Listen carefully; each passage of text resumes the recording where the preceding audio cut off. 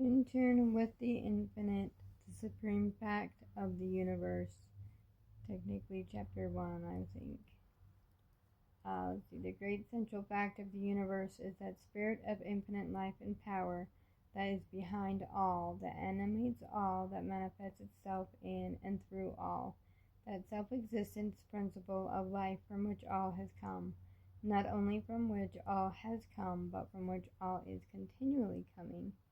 If there is an individual life, there must of necessity be an infinite source of life from which it comes. If there is a quality of a force of love, there must of necessity be an infinite source of love whence it comes. If there is wisdom, there must be the all-wise source behind it from which it springs. The same is true in regard to peace, the same in regard to power, the same in regard to what we call material things. There is then the spirit of infinite life and power behind all, which is the source of all.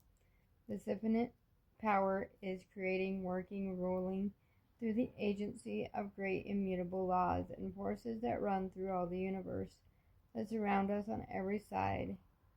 Every act of our everyday lives is governed by these same great laws and forces. Every flower that blooms by the wayside springs up, grows, blooms, fades according to certain great immutable laws.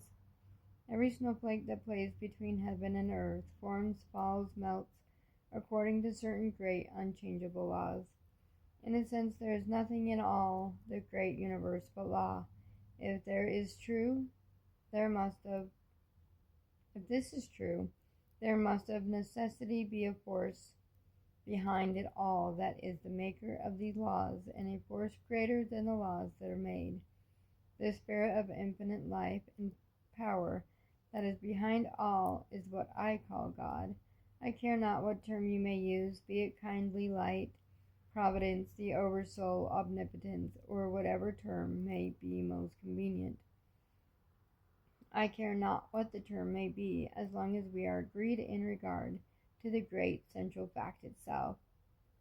God, then, is this infinite spirit which fills all the universe with himself alone, so that all is from him and in him, and there is nothing that is outside, in deed and in truth. Then in him we live and move and have our being. He is the life of our life, our very life itself. We have received, we are continually receiving our life from him. We are partakers of the life of God, and though we differ from him in that we are individualized spirits, while he is the infinite spirit including us as well as all else beside, yet in essence the life of God and the life of man are identically the same, and so are one. They differ not in essence, in quality, they differ in degree. There have been in our highly illumined souls who believe that we receive our life from God after the manner of a divine inflow. And again there have been and are those who believe that our life is one with the life of God, and so that God and man are one, which is right.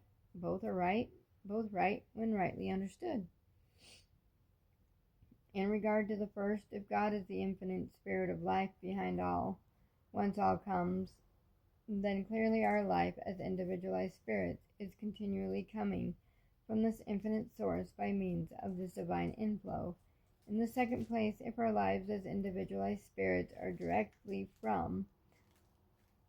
parts of this infinite spirit of life, then the degree of the infinite spirit that is manifested in the life of each must be identical in quality with that source, the same as a drop of water taken from the ocean is, in nature, in characteristics, identical with that ocean, its source, and how could it be otherwise?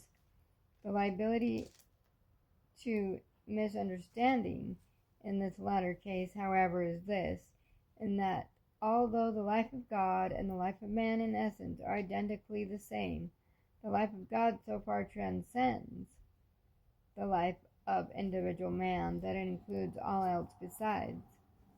In other words, so far as the quality of life is concerned, in essence they are the same. So far as the degree of life is concerned, they are vastly different.